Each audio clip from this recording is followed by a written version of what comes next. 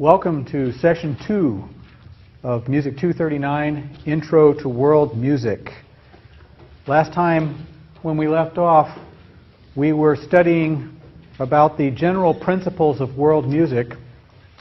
And just to review those just briefly, we talked about how music cultures are dynamic rather than static. And they rarely ever die off, means that they simply become combined with whatever the more modern type of music is.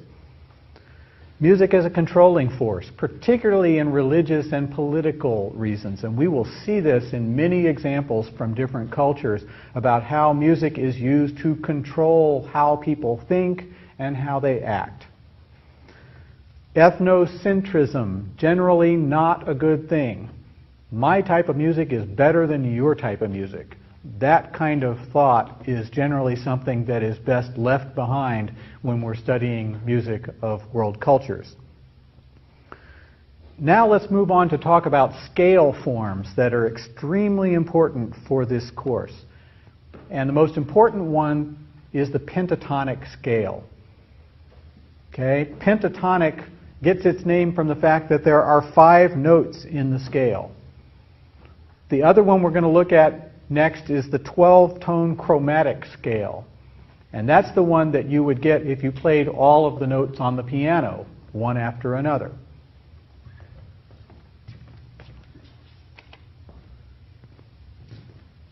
This slide called Useful Scales delineates both of those scales and how they work. Okay? For those of you that are in music theory classes, you'll find this to be the pentatonic scale mode 2. But for the world music class, that's really not that important of information. What it is important to know is that the pentatonic scale is made up of nothing but major seconds and minor third intervals.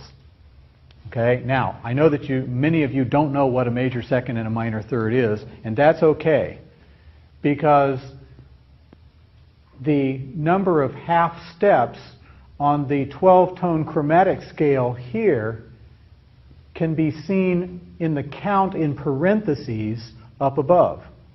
So for example, to get from the C to the D, the first note to the second note in the pentatonic scale, we count 2 half steps in the chromatic scale. And so those half steps are in parentheses as we go through. Now, this kind of detail of information in terms of reading music is not going to be something you're going to be responsible for on the test. I just put it here for your information, particularly for those in the class that are music majors. If you're not a music major, don't panic at this moment, because this is not something that you're going to be tested on. This isn't a music theory class. But from time to time, you'll find that I will put things in greater theoretical detail up here to benefit the music majors, but it's not something that you'll be held accountable for on the test. What you need to know about the pentatonic scale is that it is a 5-tone scale, okay, and that there is a fairly consistent interval content made up of the major second interval and the minor third interval as we go through. We're going to see many and many pentatonic scales as we go through this course. And so I'm wanting to introduce it here at the very beginning so that you'll be aware of what it is, and every time I refer to it, then you'll have a reference point. Also, note how the spelling is. I don't know how many times I've seen students write pentatonic without the T. So pentatonic, okay? Penta meaning 5.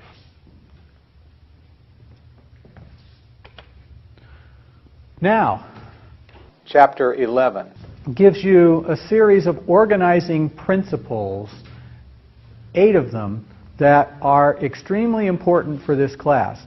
And even though it's the last chapter in the book, I'm presenting it first here because you can use these organizing principles,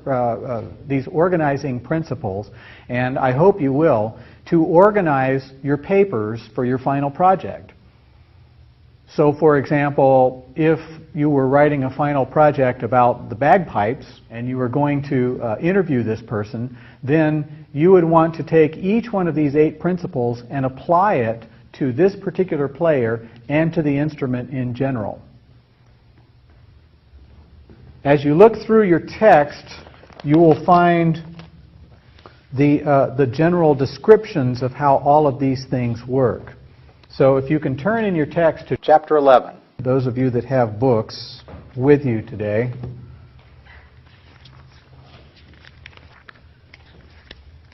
you'll see all of these categories outlined as you go through the chapter. Family, generation and gender, leisure, religion, ethnicity, regionalism, nationalism, and commercial music. And there's a paragraph in your text about each one of these and how they apply to the music that is being studied. Now, not all of these categories may apply to what you're studying. For example, if you're studying the ancient playing of the bagpipes in Ireland, for example, and you're studying these very ancient chants, commercial music may not have an effect on that. So you may leave that category out.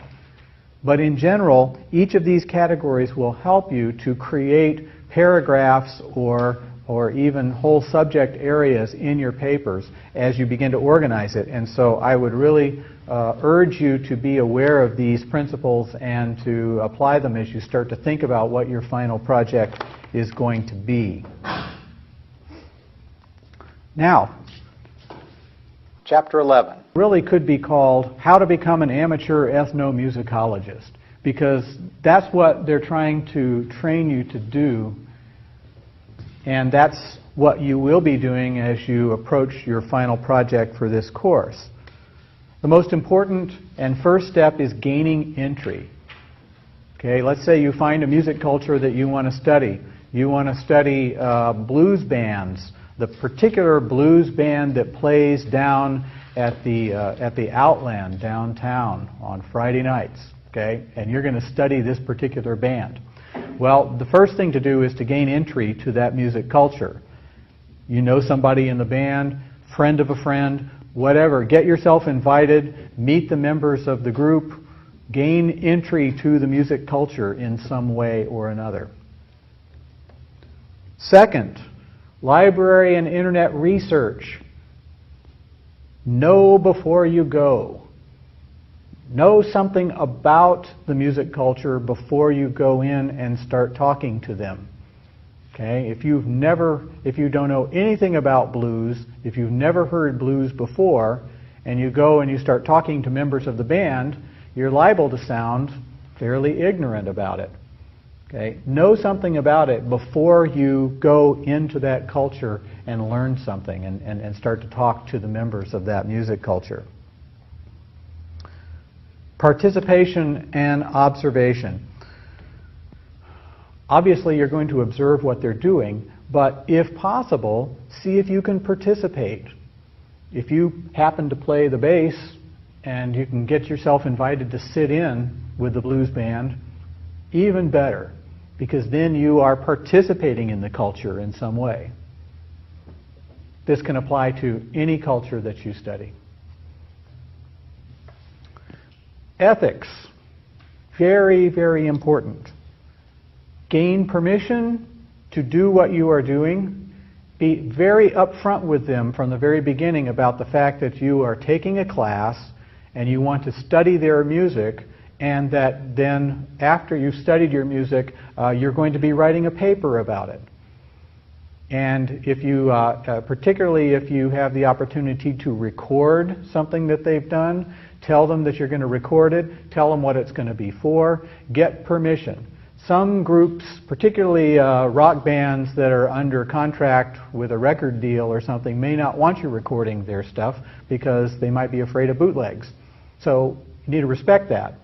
Be aware of the fact that there are certain restrictions that they might have. You need to be honest and upfront with them from the very beginning about what you're doing and what it's for. Okay, ethics. Field gear. What might you need to take with you in order to document this music culture? Certainly, if you are going to be doing something that involves a recording, okay, then bringing a recording device of some sort would be a great idea. There's some great portable DAT recorders out there. Some of you all have these portable MP3 recorders. I'm really jealous of you. I'm going to get one of those real soon. Those are terrific because some of them are about the size of a little USB drive, and you can take it with you and record things. That's great if you want recording to be part of your ethnography. Certainly a camera of some sort, digital camera is great. Okay, even just a little disposable camera would be a great idea to take with you, to take some pictures of whatever the music culture that you're studying is. So having that kind of equipment, field gear with you is important. Your text, as you read it, you will discover some examples of what not to do when you're interviewing people about what they do. And by the way, some of these interviews could take place over the internet on email. If you are able to get in touch with a great harmonica player and you want to study the harmonica and you can do an online interview via email, those are perfectly acceptable. But be aware that asking open-ended questions and not leading questions would be very important. And you'll see some examples in your text of how to do that. You don't want to ask questions that are going to result in yes or no answers. You want to ask the kinds of questions that are going to result in longer answers so that they're doing the talking instead of you in the interview. Sharing the information is also very important. Obviously, for this class, you're going to be writing a paper about it. And so sharing the information in some way is part of the whole process. So those are the issues that you need to consider as you approach your project and as you become amateur ethnomusicologists. Now, I talked earlier about an assignment due next time, and that is to write a one-paragraph project proposal. All the work you should turn in this course should be typed, and it needs to be with descriptions of organizing principles to be used. So as many of the 8 principles that we had 2 slides ago, go back and look at that. Okay, those 8 principles, in your paragraph that you turn in to me next time, please include as many of those principles as possible in terms of the ones that you will be able to use for the project that you're going to approach. Just a paragraph, not even a page long. Okay? Also, for next time, begin reading Chapter 2. We're going to actually start Native American music just in a few minutes here, and I realize that many of you have probably not read that chapter yet, so we'll proceed with that knowledge. But by the time we meet next time, you need to have read Chapter 2 on Native American music so that you are up to speed on that whole thing.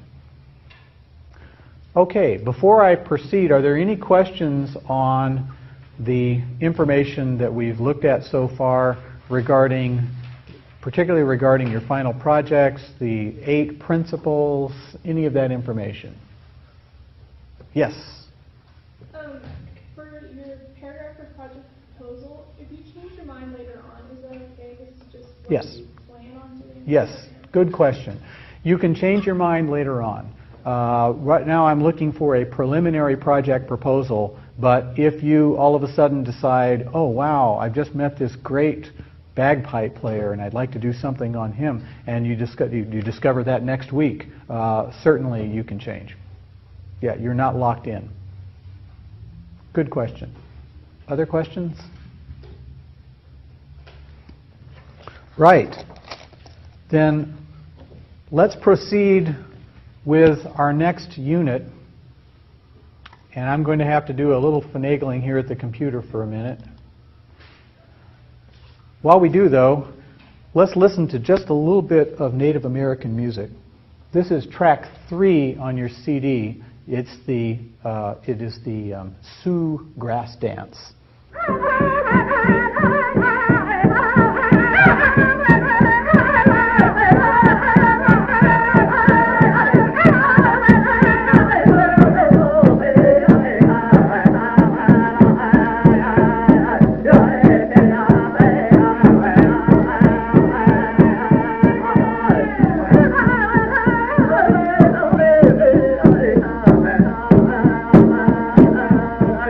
Not something you hear every day, that Sioux grass dance music. The picture you have up here is one that you will become familiar with in the next class, because we are going to actually make a water drum. So the picture you see up there is the actual water drum that we're going to make, made out of a ceramic pot and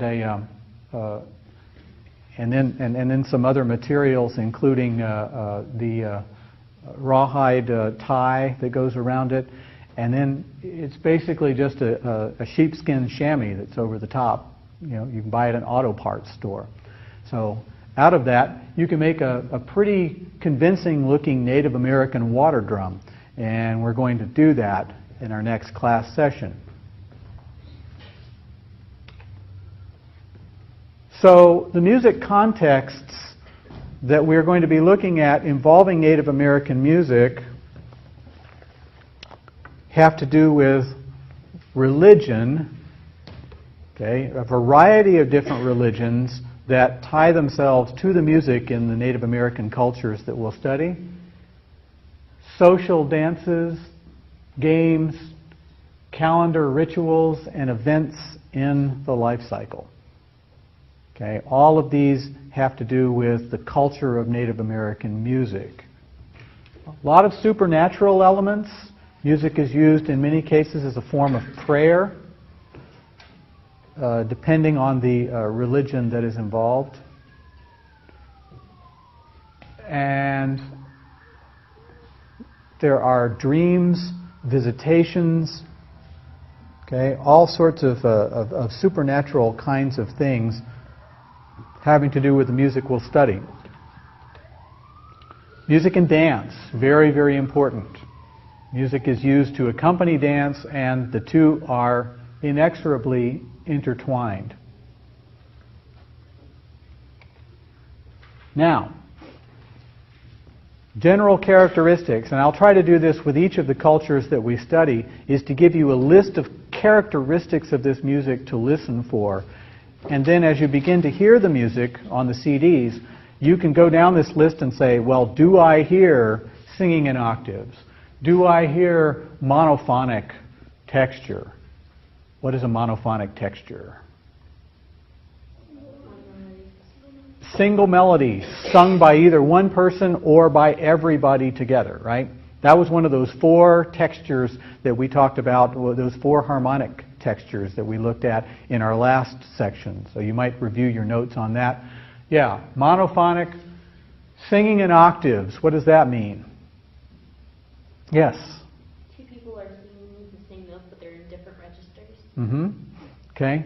They're singing an octave apart. And that typically happens when you have men and boys singing, or when you have men and women singing. The women will be an octave higher than the men. So that's a typical thing that you will find when that sort of arrangement is going on. Vocables. A vocable is basically a nonsense syllable. Now, I say nonsense because that's how we understand it in our culture. When we sing fa-la-la-la-la, we are singing syllables that are not necessarily meaningful in the language. But just because I say nonsense doesn't mean that it is meaningless in the culture in which we're studying it. And the Native American culture, the syllables might not be nonsense.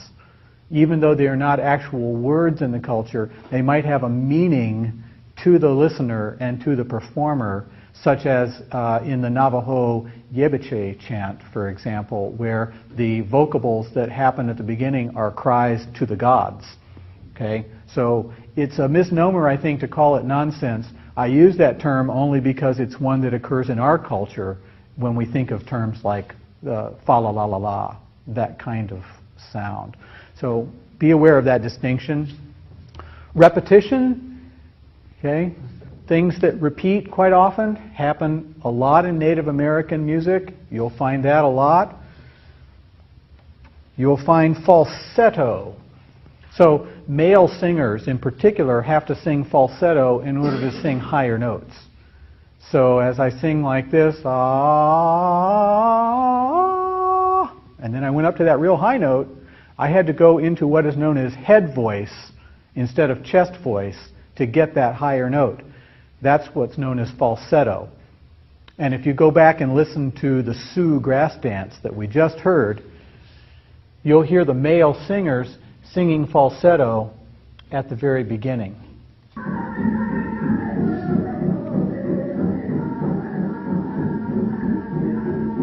And listen to it again. Listen to it again.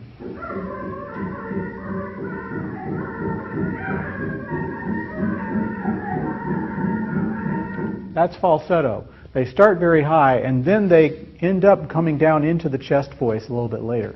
Falsetto is a very common aspect of Native American music. Pulsations on long notes. Pulsations on long notes. Okay? As you continue to listen to Native American music, you'll hear that happen. When they hold a note, they tend to create pulses on it.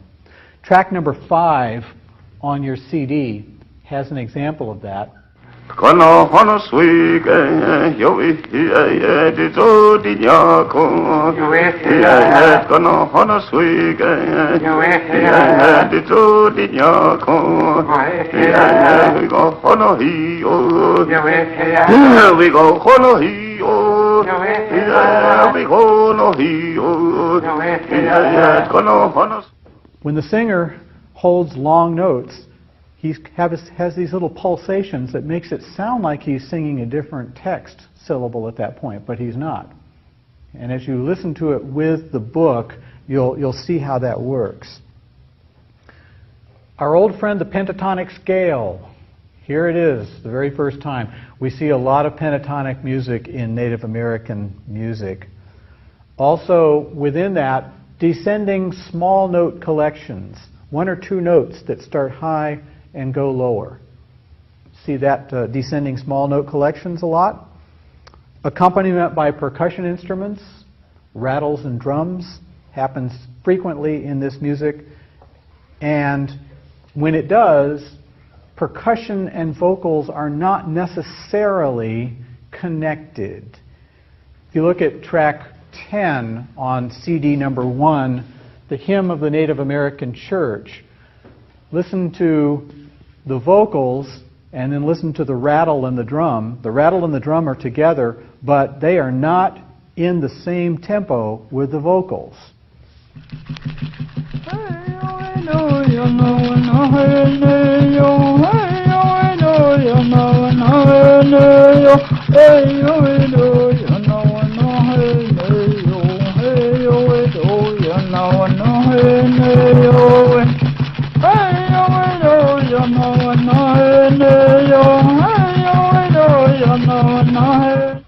So, in this case, the percussion instruments and the vocals are not in the same tempo. They're not trying to stay together. Very interesting point. We're going to perform that piece in class next time, so be ready. Somebody's going to need to play that drum. We may not take it quite that fast, though. Okay, so these elements, these general considerations are very important. Now, what I want to do is an exercise here. Let's listen to a bit of the Sioux Grass Dance, which is track number 3, the Zuni Lullaby, track number 4, and the Gadasjot Quiver Dance, which is number 5. Let's listen to some short excerpts from all 3 of those and see how many of the general characteristics that I just mentioned we can hear in these 3 pieces of music. Okay, so we're going to start with the Sioux Grass Dance, track 3, CD 1.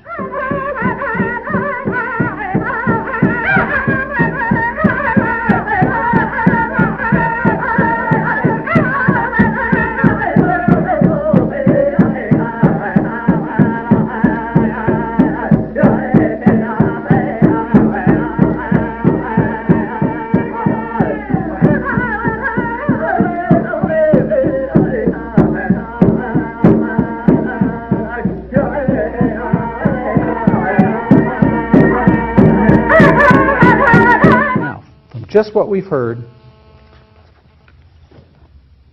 Do we have monophonic music? Is there a single melody being sung by all the singers?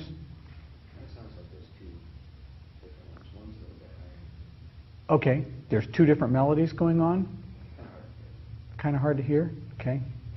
Might they be singing in octaves? Yeah. There's two octaves going on, and sometimes they're not entirely together, but I think they're intended to be. If they weren't together, what kind of texture could you call it? Remember when yes, heterophonic. When the same melody is sung with different interpretations at the same time, you might call that heterophonic, but I think that in general it's designed to be monophonic. An interesting kind of divergence there as a possibility. So we have monophonic, we might have heterophonic, depending on how you interpret it. We have singing in octaves. Do we have vocables? Well, you don't know that yet, do you? You don't know that until you look at the book and see the transcription of this in the text. But you will find, yes, indeed, what we're listening to are vocables here. These are not actual words. The textbook is very helpful because it has the translations of all of the text. It has the text to all of these songs printed out. So I urge you, as you start working with this, to use the book and the music at the same time. To look at the words that are going on, because that's the only way you will know that indeed you do have vocables in this song. Repetition? Yes.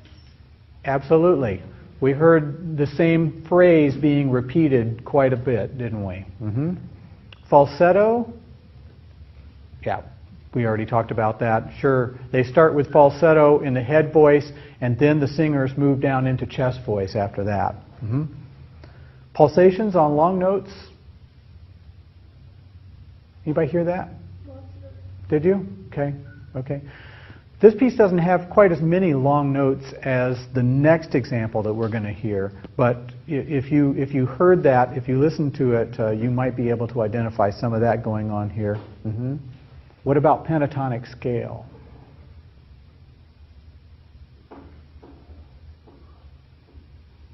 Go back and listen to it again. You'd have to determine, well, gee, is that the kind of scale that's being used? And the fact is that if you were to identify the tones,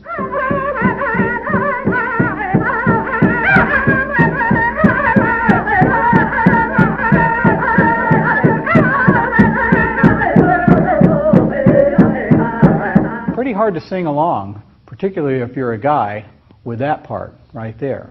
But then as it goes down into the lower chest voice, you might find that you could sing along and match pitches a little bit better.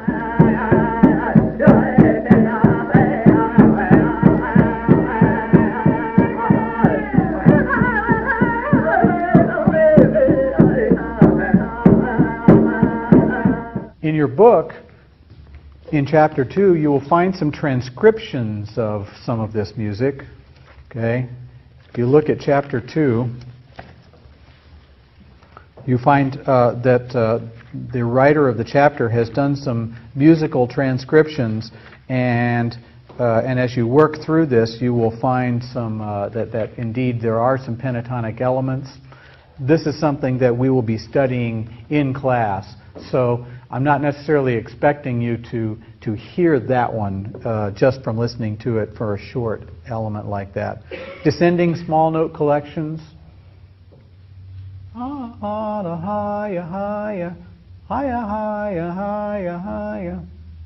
Hear how it descends, small number of notes, okay? Very characteristic of Native American music, and so yes, we have that category here. Accompanied by percussion instruments? Sure. Yeah, we got drums. What else do we have going on? I think there may be some rattles, bells, okay? Are they staying together? Yes. In this case, the percussion and the vocals are staying together in synchronization. So in that case, we don't really fulfill that last category. But it looks to me like we got just about every one of those covered with that Sioux grass dance. Okay, so being able to go through and take these categories and apply them to the music and ultimately remember which ones did what are part of what we'll be doing in this class. Let's move on to the next one, the Zuni lullaby. See how many of them we can apply here.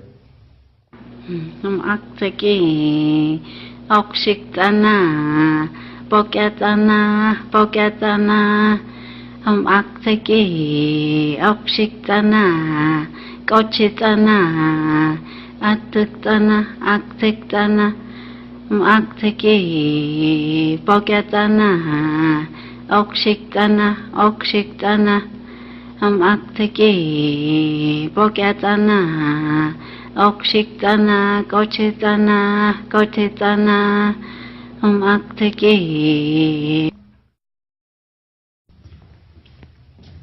Try to find the transcription of this piece in your book.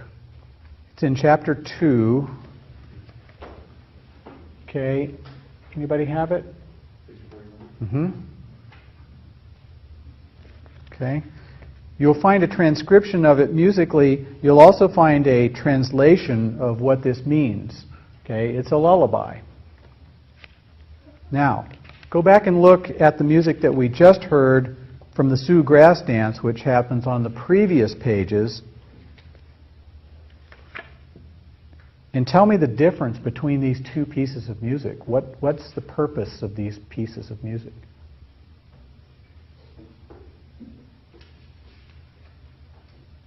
Anybody know?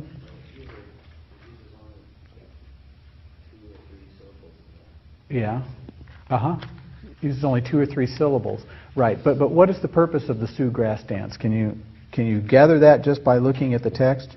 And in fact, it is a war dance. So completely different cultural contexts, and understanding the context of the music is extremely paramount in this case. Now, so clearly there are contrasts between this music because of what it's being used for. But how many of these categories do both pieces fulfill? Is the second piece monophonic? Absolutely. It's a single singer, so by definition it falls into that category. Singing in octaves? No, not in this case, because there's only one singer, so we got to have at least 2 singers to sing in octaves. Vocables? As you look through and you see what is being sung, okay, in your text, and look at the translation, you'll discover that there are no vocables in this song, whereas the first song did have vocables. This one does not. Repetition? Yes. Okay.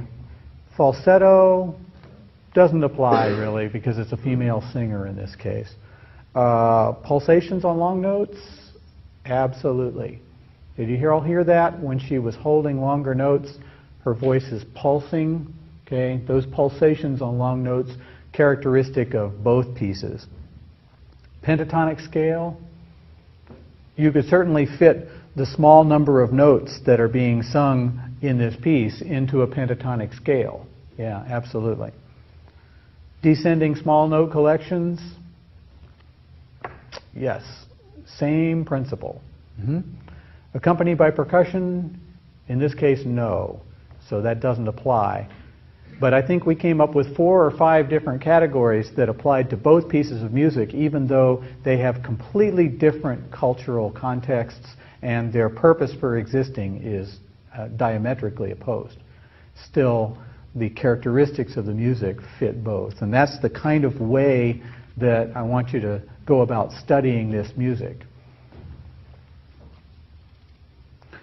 Let's listen to the last example that I have here in the PowerPoint. And actually, let me show you that slide where I'm asking you to compare and contrast, and that's what we're doing here in comparing and contrasting these 3 pieces of music.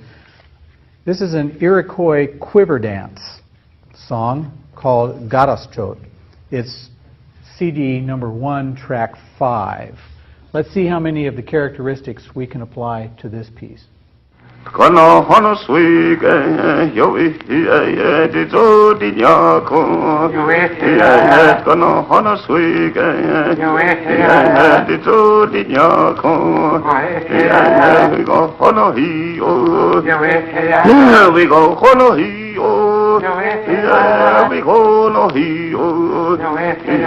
Kono hono suike, di zo di nyako.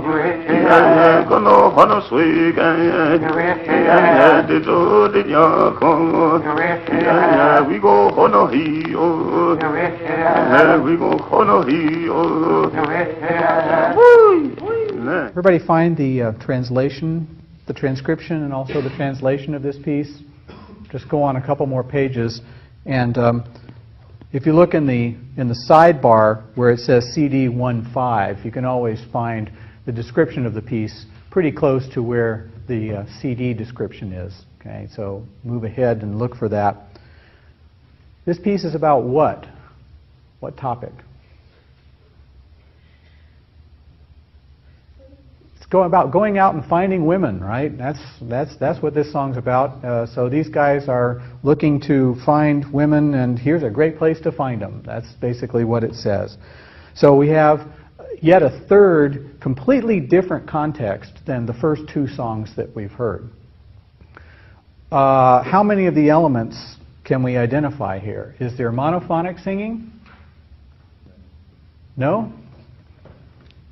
What do we have instead? Polyphonic? Well, polyphonic implies that different melodies are going on at the same time. And to some extent that might be happening.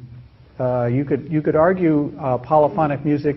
What we have here is something that we're going to run into a lot more when we study African music, and it is called call and response. Call and response.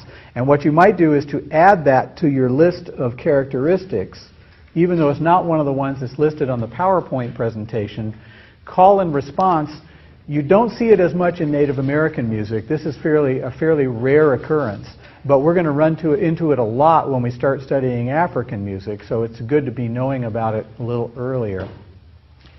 But what Will has pointed out is that we have a solo singer that's singing, and then he continues to sing while the other singers come in. So you could argue that we have a sort of a polyphonic texture here, right? To some extent it's still monophonic though, because in both cases they're all just singing a single melodic line. It happens that they tend to overlap a little bit, and so you could argue monophonic, you could argue polyphonic. I think you could be successful with either argument in this case. But the call and response is something to remember for the future. What about singing in octaves? Do we have any of that? Not really in this case. Not as much singing in octaves, certainly not as much as we had in the first example. Okay. Vocables, do we have any of those? Yes, where do we have vocables in this piece? The responses, right. And actually I think it's probably a group of singers, yeah, that do the response here. And they sing the vocables that you see listed to the right, in the right column of the text there. So the solo singer is singing text that is about the women in Oswego, and the responders are singing vocables.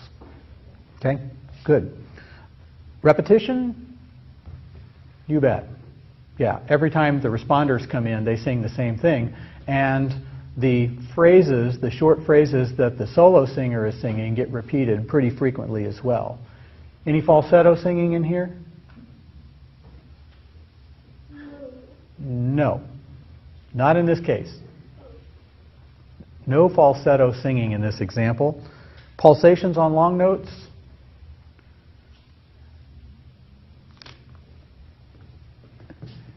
Shall we hear it again?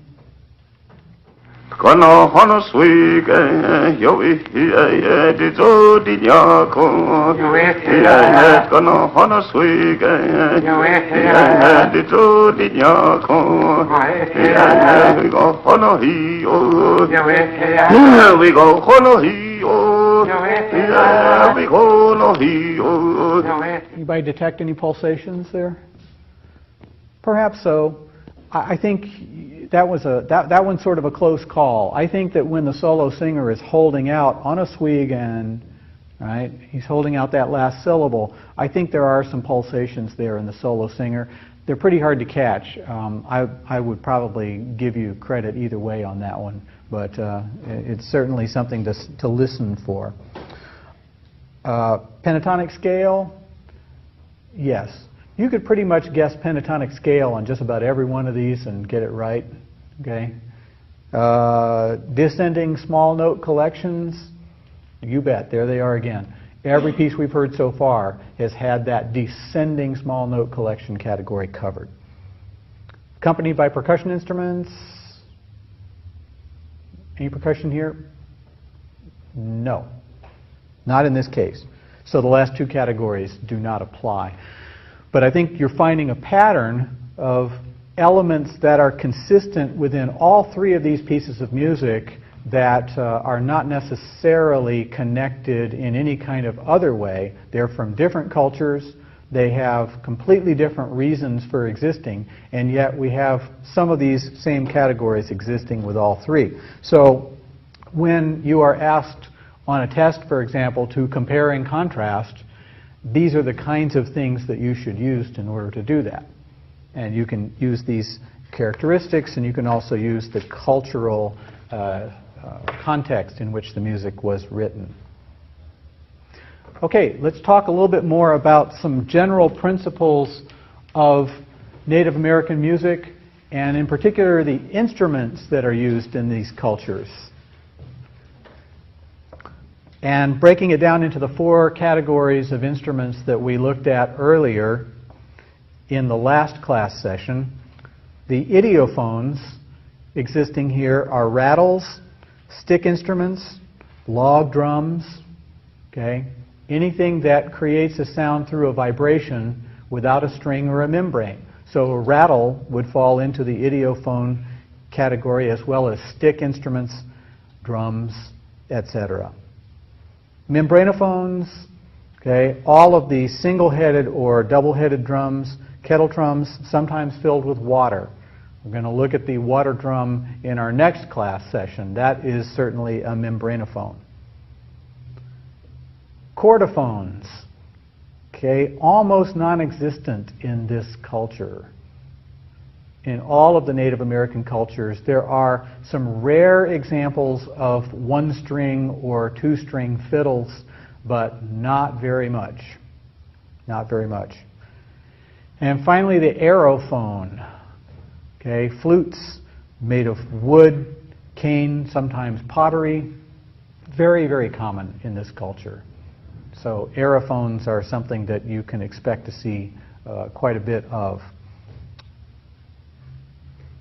Okay, questions so far on Native American music? Okay. We're going to go on and look a little bit at Navajo music, because you'll find that this textbook tends to look in general at the culture of a particular style of music, and then it goes into specific detail on one particular aspect of the culture. And in this case, it's going to focus on one tribe, the Navajo, and music traditions associated with that tribe. So you'll find that your text goes into a great deal of detail on the Navajo way of life, on their culture, and there's some great information on that in the book that I would like you to spend some time reading over this next time.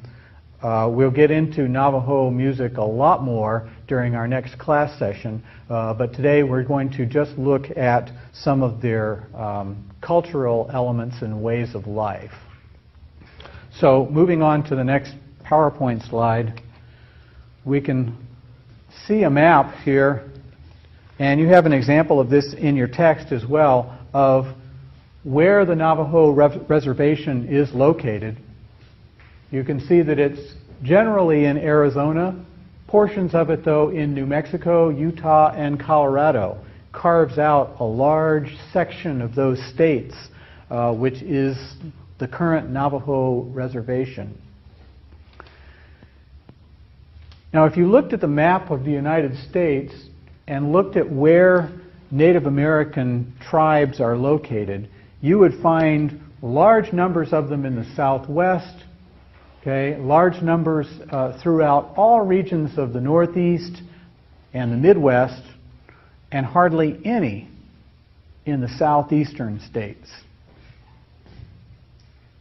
Just small pockets down in southern Florida, where the Miccosukee Seminole live, in western North Carolina, where the Cherokee have a number of reservations, okay? But throughout all the other areas of the southwestern United States, you will not find Native American tribes. Anybody know why this is?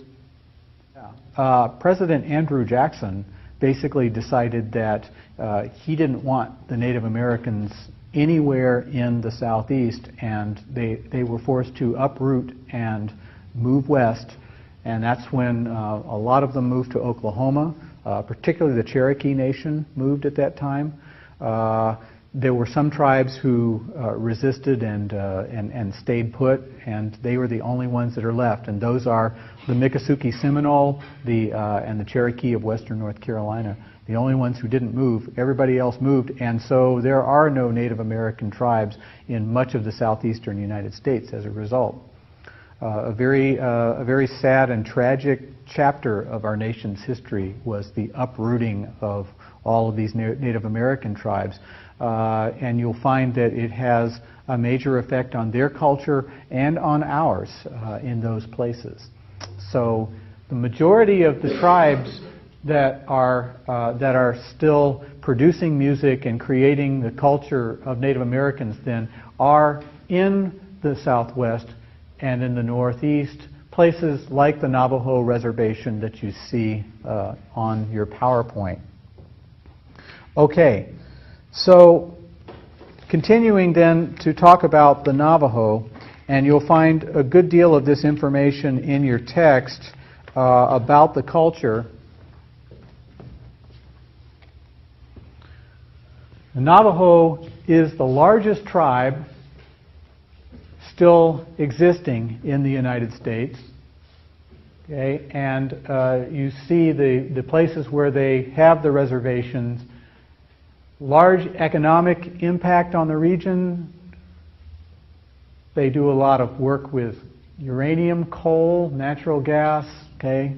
All of the things that are here in the book and on the PowerPoint, they are a major force in that region in terms of economics. As we will discover during our next session, they also have a major influence on the arts and particularly on music. So when we convene again, we will dig deeper into Navajo culture. In preparation for that, I urge you to go ahead and listen to all of the CD tracks having to do with the Native American music and specifically the Navajo.